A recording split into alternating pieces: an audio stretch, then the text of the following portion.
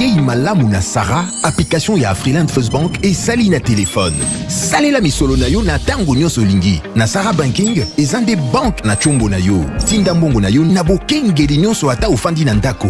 Consultez solde na yo, landela ba crédit na yo, sala ba virement bancaire, senga cheke na yo, tope tuna motuna pona kokoso ya lolenge nyonso. Elongo na Sarah Money, biso nyonso tokoti masolo ya bank na chombo na pete nyonso. Afriland First Bank a komiseli biso libenga na ye na téléphone. Ata oza na compte bancaire te, salela mbongo na yo na téléphone na yo na kimia nyonso. Na lisungi ya Sarah Money, okoki kotinda pe kozwa misolo, kosomba crédit na yo ya communication, kofuta mbongo ya biloko sombi, tembe sili. Kende na lombango ko télécharger application na yo Sarah ya Bank Afriland na Google Play to App Store. Pe kimambango na agence Afriland o ezwami pene sika ofandi po ba activele yo Sarah. Sarah, Bank na biso et longo na biso bipai binso. Afriland First Bank, the pack. Visiteurs et visiteuses, vous tous, hôtes des tout rangs, vous qui venez en Mbuji-Mayi et visiter la terre promise, voici un bon cadre pour votre repos, réflexion et quiétude. L'hôtel Gloria. L'hôtel Gloria, le meilleur de son genre et l'unique en sa qualité. Voici ce qu'organise pour vous l'hôtel Gloria. Hébergement avec 3 types de chambres, à savoir chambre simple, monobloc, appartement. En plus du logement, vous avez droit au transport des clients assuré depuis l'aéroport jusqu'à l'hôtel. Le déjeuner, la connexion internet gratuite et fluide, une baignade à la piscine assainie. L'hôtel Gloria organise un service de restauration de qualité très rapide et méticuleux sur plusieurs points de vente que voici. À la terrasse VIP, au salon VIP et au restaurant avec des cordons bleus ou cuisiniers experts en cuisine de toutes les nationalités sur terre. L'hôtel Gloria organise également pour vous un service de blanchisserie avec son pressing ultra moderne qui répond aux exigences de nos aimables clients. L'hôtel Gloria organise pour vous un service de location des véhicules à un prix défiant toute concurrence. Une salle de spectacle pour toutes vos réunions et fêtes de mariage.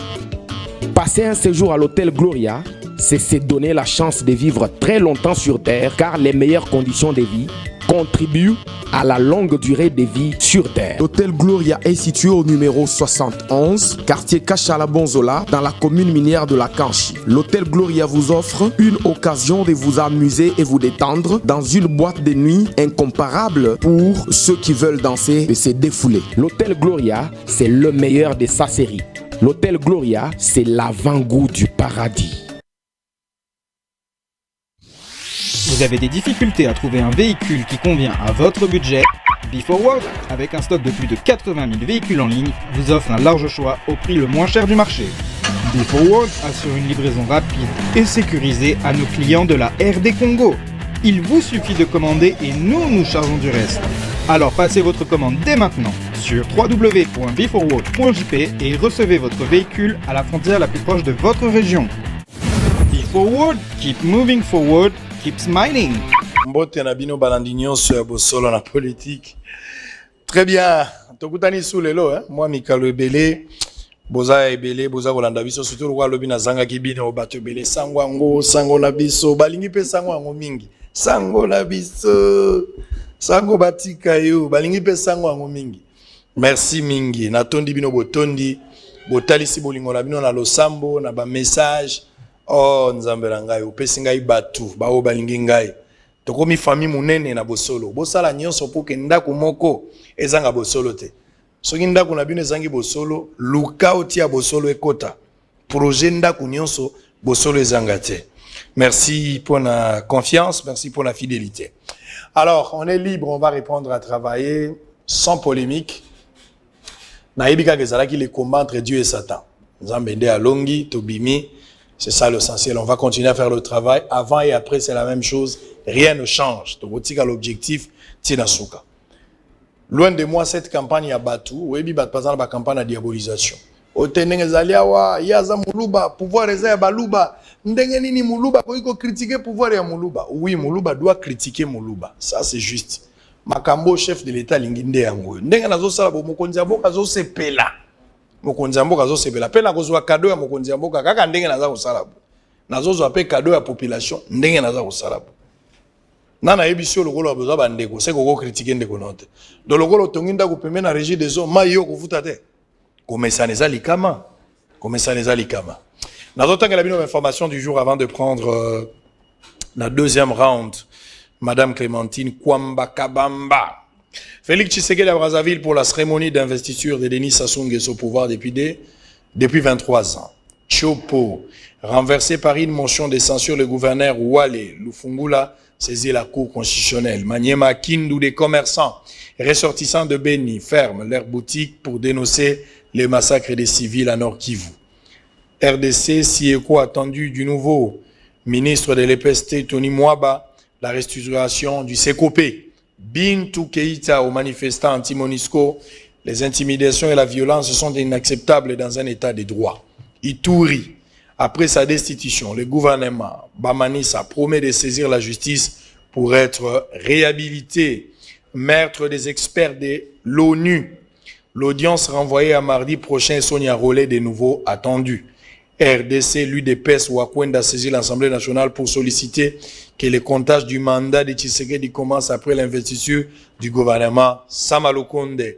RDC, coup constitutionnel, l'élection du président fixée au 20 avril prochain. Très bien. Maman Clé-Clé, Kabamba Wet. Mbote na yo. Mbote papa. Na peso pe bonne année. Tu mon année? Vraiment. Nicole Belé. Nicole Belé. Bonikasi. Oui, ça va. Libota, papa. Bah, ça bien. Diaspora. Bah, ça bien. Bah, on est pas bien. Oui, bah, on est pas bien. Attends, la Libanda, bozonga anga fatibe. Bah, béton. Mais diaspora, beaucoup ma voyage la bino à l'aise, hein. Depuis Benza Fati, ça va, hein. En tout cas, toujours, sont commis à partir à Belgique ou bien à Paris, bah, vous les a toujours plein. Oui, ils sont quittés à Kinshasa. Fati, merci, hein. Et ça fait un bon mot. Fati, merci. Ça, c'est bien. Likambula mutute. Ce qui Fati a sali bien, Fati, merci. Ce qui peut a sali mabe, sangwa beti. Mais ce qui a sali bien, loba Fati, merci. Et ça la bien. Diaspora et belé baso ya inquiétude des ali sous-souté. Aux la potote na kwa koyante po ba kolandelanga rien. Rien. Et ça la au contredire makambo Fati a lobi so kiti na aéroport okoleka. Okoleka. Moto. Ce qui ba mekika okanga benga sango. Okoleka na ebisiro. Aux alaki na Kinshasa na mois de janvier. Oui. Le avril, aux ongi sous un bissoir. Ba voyage en kwenda vutuka turo yelini.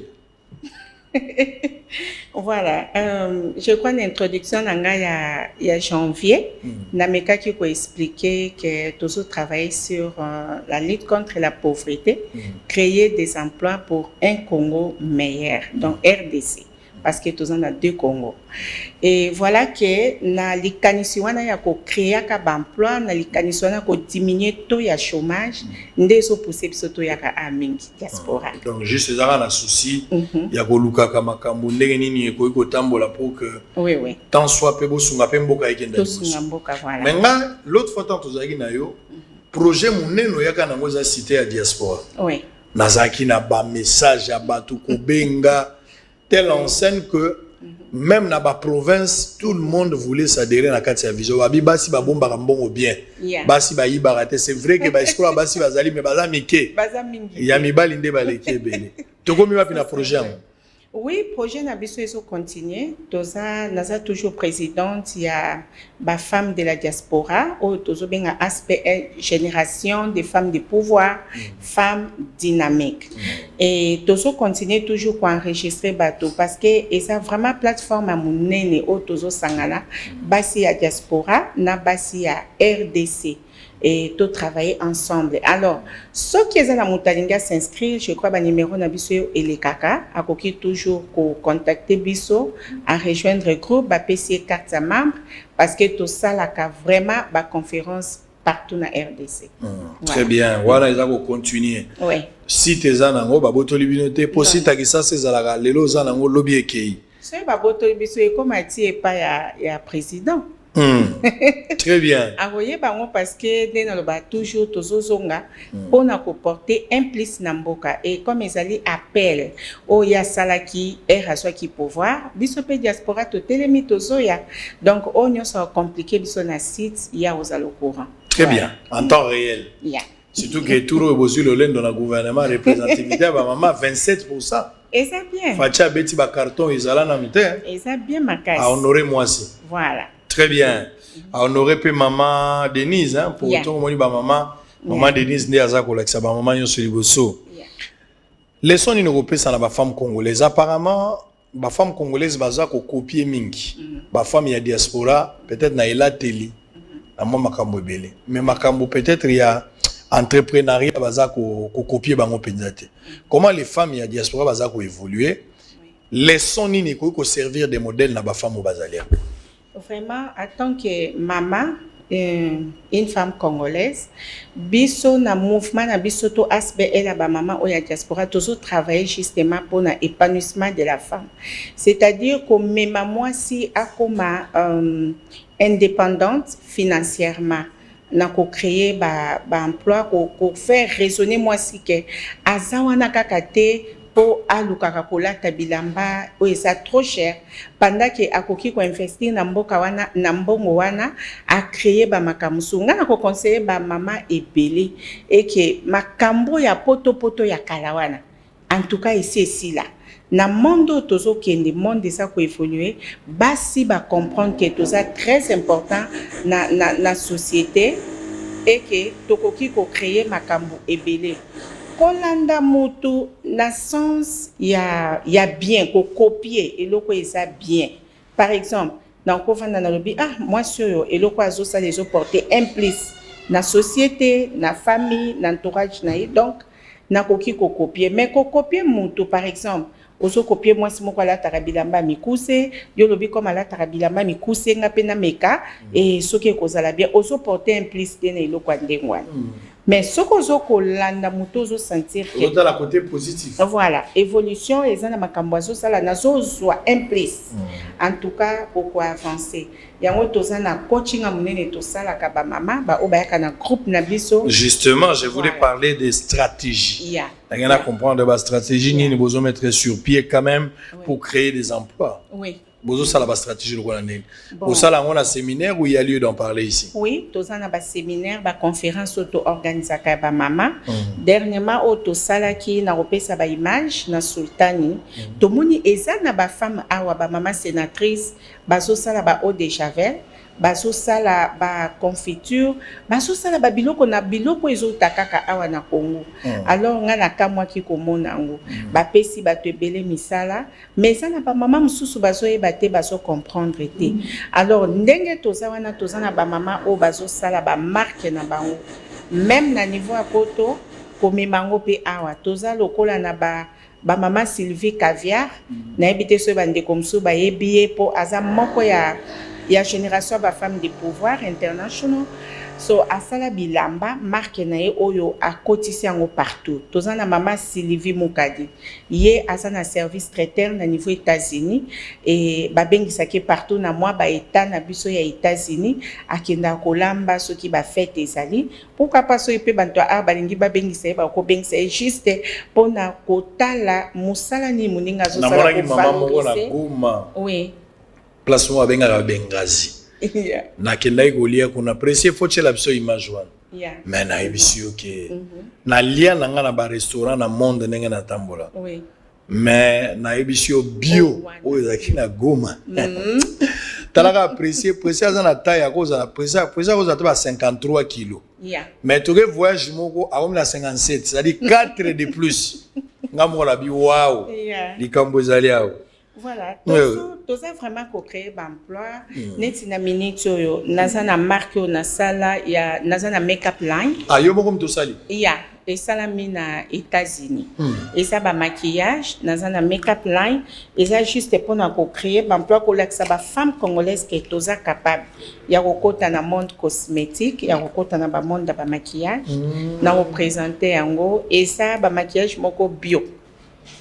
parce que ba mama o baza ba ozaka pona basi ya ya kapona basi so na katsaki biso nde na pusani donc lakisanga ngona na tala on peut sanga na maquillage yo ndo sali yango ya congolaise nde asali yango congolaise na pesa ngo kombo Queen Clémence. Pourquoi?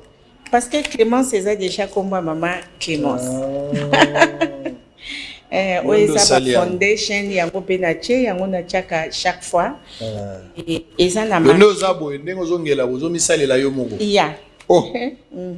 Consommons local. Consommons congolais. Congolais entre nous. Naza na ba nyonso eza na cadre opesa ba jeune sœur na biso misala na ba mama parce que belé bazo tekelanga ngo déjà baza payé par rapport à ça. O eza ba faraju. Donc nazo ko expliquer na ndenge ya koloba ke moi si to ko sala ebelé et nous sommes là pour na ko aider bandeko na biso basi. Tozana ba rouge à lèvres, tozana ba mascara. Et ça vraiment est belé. Donc, tous ceux qui encourager bandeko na biso ba comprendre que nous les femmes tous capables de ressali belé. C'est-à-dire la manière bino bozo sala bo valoriser, bozo préconiser valorisation à moi si c'est en leur donnant du travail de cette manière ou bien dans la politique mosusu. En tout cas, tous pesa bango misala. Et tous na ba femme oyo basa ba actionnaire na ba projet tous na oneti ya ba ferme de la diaspora. Basa na niveau à poto tous en activité moi mingi tozo sala peut-être eza mingi libanda te na télévision mais tous ko travailler na CC mais tozo sa makambo moi minene et tozo pesa vraiment bato misala non seulement ba mama comme toza ba mama tozo pesa neti ba fermier o toza na bango baza mingi ka mibali ba mama côté bilanga oui mais toza na ba fermier mingi baza ya mibali bazo sala musala bangulu batabawana donc tout ça créer vraiment d'emploi on est ça implique ya ba mama ya diaspora bazo porter na mboka wana bazo porter il faut former des gens sur place il faut mettre de moyens parce que ba tobeli pe bana problème moyen ba koza na volonté mais ko bandezo poser problème ba banque na biso ba pesa na ba créditer oyebi il faut tout faire pour qu'on habite bino bozo kanisani pour rendre la femme autonome surtout sur le plan financier parce que tout le monde a même na ba relation amitié kaka ya basi na mibali dans des petites relations. Tu vois que la femme dépend totalement. Kaka bozana nous na moi fiancé ou bien na kimakangu mais charge ozo mema eza charge wa bosala de coutumier. Zomone ezaka moi ba passe. Ngana o sexa yo temps nazaki na no élève te nazaki étudiant. Na ebandela ba G1 boy. Na lingana na moi si moko eza passé eza lelo te eza passé. Ba ba tenir nga rigueur mingi te. Motunyo saza na histoire. Na bula na moi si moko boto lingani bokana ebandeli. Oh jour mususu na reto zo kabwana na monika fi wana ye sima koloba na ba au revoir tout ça kamati apesinga enveloppe pona kala biso zaki na ba enveloppe na zio enveloppe na kena wa la moi photo te rien na kuti état de besoin na lobi na yo lokola litaba yoka na wa tapia ba musulman ela lipina boy siko bandi ko koma agent de poche akomi beauté maquillage tala ya mulai ça dit quand la femme dépend yango mona mibali ebele lelo bazo sakana na basi po le minimum moyo même ya souki même ya lipapa za na ngote et comme il pena échange ngam tuna lesaka ngam tuna sala en contrepartie moi c'est comme irrédevable vis-à-vis à mobile l'autonomisation de la femme congolaise bon ça la on est voilà biso tozo formé toza na école na lobai dernièrement na Kingasa nya suka côté ba maser totangisaka ba fille gratuitement na bana na bango bana o baza abandonné ba ibi ba papa te c'est-à-dire bazo bota bango na ba shege ba o baza ba irresponsable et tozo ko encadrer ba mama wana koyebisa bango ke boza na ebele ya kosala na vie mais pona ko kotisa bango directement il faut bazala nano former. Alors to forma kabango ndenge baza ko rejoindre biso to epi ba biso bana ba $100 a opesa te mais ba mamo ba koka kopesa nde to travaka na équipe wana pona misala tozo sala to futaka biso mo ba professeur wana et toza ko former bango ba misusu bazo bima ba couturière ba misusu bazo bima ba nurse ba infirmière et ba misusu ba mama neti o tozo cha bango na bilanga bazo travailler kuna. En tout cas tozo sala de façon ya ko diminuer likambo lobi wana. Il y a dépenses ngana loba chaque fois na basi ke mobali aza ONG na yote. Parce que na zoka vraiment temps ya osola na mibali misusu ozo tuna mais pourquoi ozo balate alobi mama moi si na no bali ete mais okomi lokolo za ONG c'est-à-dire yondo zo fournir ba besoin nyonso banda na yeti ya ba parents. Ozo raisonner déjà que oya roya ko bomayo avant. Moi c'est comme sur le loufu. Voilà. Donc tu remarquaka to ya batu bakufa on dirait mibali basala trop ba crise à cause ya ko il y a des charges parfois au bamemaka mais moi si on y a comprendre dans la société que a koki ko porter un plus pour na ko aider mobali na yenda ko la être semblable yes il y a monde des osala peu comme un équilibre na ba couple wana au mona mobali aza ministre moi ça député mobali aza boye moi ça secrétaire quelque part ozana besoin mais makaka ya ebelete ndambo wana kaka izocha un plus na ndao et ko sala équilibre voilà pourquoi toza ko former ba mama formation de sala mapi na Kingasa une école pesa adresse numéro de téléphone date ya ba formation za tout le temps et les canaux très bien na message comme ça mutu nyonso azwa parce que un na les kaka bato babenga rapide oui bien très bien alors to komi na suka bato bazolanda yo bato bazozela makambo ya terrain fo basomba oui bazolanda yo bato yo ba kozala pe formé pour ko bateka ba make-up oyo na komemisa ngo bandeko na nga nyonso ya basi ba oyo sango akosala promotion eloko na kopesa bena mitindo pour que bato balingi kosalela ata ko ngala soutenaka maquillage te hein? Moi je ne soutiens pas le maquillage pour Brana Maboya maquillage na soutenaka te pour nazala pe na moi nazala la vérité vis-à-vis na yo Brana Maboya na ye biso to soutenaka te kasi atoza na contexte commercial ceux qui sont battu librement balingi ko sala yango na ko senga bango basala yango.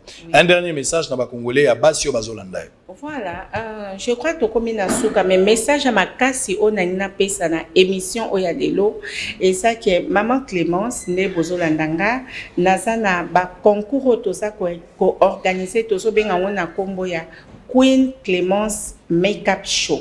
C'est-à-dire basi nyonso baza ba maquilleuse partout na RDC tozo benga bino bo rejoindre biso ba maquilleuse peut-être bozaka abandonné na koki ko expliquer muke oyebi ko maquiller et ça don na yo parce que le konyo c'est zaka don ya mutu ozuli yango formation te moso sentir que osala yango trop bien oza invité ya ko s'inscrire ko s'enregistrer na concours to ko bando sala chaque année na kombo ya Queen Clémence Makeup Show.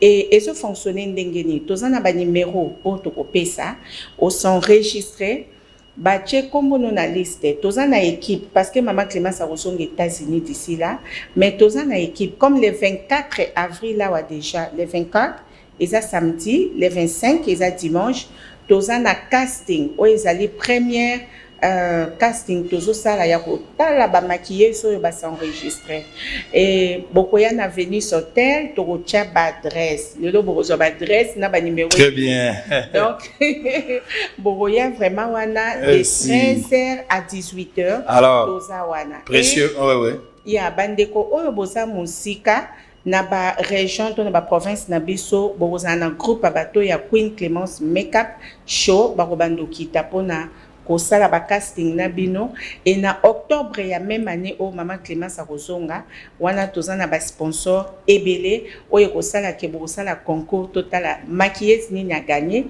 et okomi renommé pour okomi international donc voilà chaque année tozana ba concours wana et voilà je crois message nga na passé vraiment yango wana. Très bien, merci beaucoup Clémentine Kwamba Kabamba.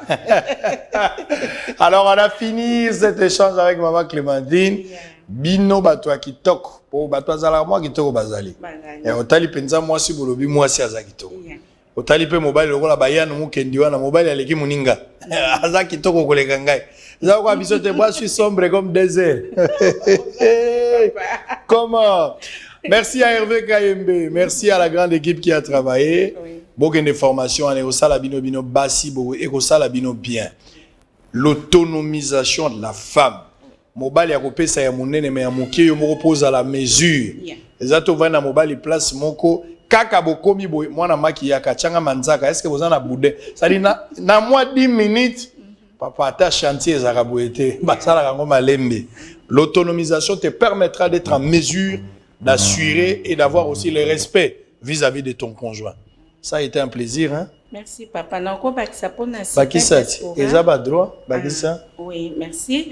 Pour na bande konabiso nyos ba oyo boza toujours na besoin ko sumba ba terrain na cité na sa diaspora ba terrain za.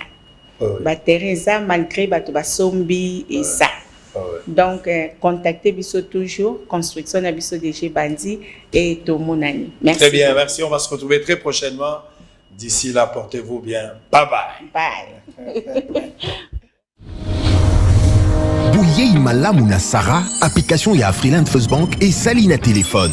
Salela misolo na yo na tango nyonso lingi. Na Sarah Banking, ezande bank na chombo na yo. Tinda mbongo na yo na bokengeli nyonso ata ofandi na ndako. Consultez solde na yo, landela ba crédit na yo, sala ba virement bancaire, senga cheke na yo, tope tuna motuna pona kokoso ya lolenge nyonso. Elongo na Sarah Money, biso nyonso tokoti masolo ya bank na chombo na pete nyonso. Afriland First Bank a komiseli biso libenga na ye na téléphone. Ata oza na compte bancaire te, salela mbongo na yo na téléphone na yo na kimia nyonso. Na lisungi ya Sarah Money, okoki kotinda pe kozwa misolo, kosomba crédit na yo ya communication, kofuta mbongo ya biloko sombi, tembe sili. Kende na lombango ko télécharger application na yo Sarah ya Bank Afriland na Google Play to App Store. Pe kimambango na agence Afriland o ezwami pene sika ofandi po ba activele yo Sarah. Sarah, Bank na biso et longo na biso bipai binso. Afriland First Bank, the pack. Visiteurs et visiteuses, vous tous, hôtes des tout rangs, vous qui venez à Mbujimaï et visiter la terre promise, voici un bon cadre pour votre repos, réflexion et quiétude. L'hôtel Gloria. L'hôtel Gloria, le meilleur de son genre et l'unique en sa qualité. Voici ce qu'organise pour vous l'hôtel Gloria. Hébergement avec 3 types de chambres, à savoir chambre simple, monobloc, appartement. En plus du logement, vous avez droit au transport des clients assuré depuis l'aéroport jusqu'à l'hôtel, le déjeuner, la connexion internet gratuite et fluide, une baignade à la piscine assainie. L'hôtel Gloria organise un service de restauration de qualité très rapide et méticuleux sur plusieurs points de vente que voici. À la terrasse VIP, au salon VIP et au restaurant avec des cordons bleus ou cuisiniers experts en cuisine de toutes les nationalités sur terre. L'hôtel Gloria organise également pour vous un service de blanchisserie avec son pressing ultra moderne qui répond aux exigences de nos aimables clients. L'hôtel Gloria organise pour vous un service de location des véhicules à un prix défiant toute concurrence. Une salle de spectacle pour toutes vos réunions et fêtes de mariage. Passer un séjour à l'hôtel Gloria, c'est se donner la chance de vivre très longtemps sur Terre car les meilleures conditions de vie contribuent à la longue durée de vie sur Terre. L'hôtel Gloria est situé au numéro 71, quartier Kachala-Bonzola, dans la commune minière de la Kanchi. L'hôtel Gloria vous offre une occasion de vous amuser et vous détendre dans une boîte de nuit incomparable pour ceux qui veulent danser et se défouler. L'hôtel Gloria, c'est le meilleur de sa série. L'hôtel Gloria, c'est l'avant-goût du paradis. Vous avez des difficultés à trouver un véhicule qui convient à votre budget? B4World, avec un stock de plus de 80 000 véhicules en ligne, vous offre un large choix au prix le moins cher du marché. B4World assure une livraison rapide et sécurisée à nos clients de la RD Congo. Il vous suffit de commander et nous chargeons du reste. Alors passez votre commande dès maintenant sur www.b4world.jp et recevez votre véhicule à la frontière la plus proche de votre région. B4World, keep moving forward, keep smiling.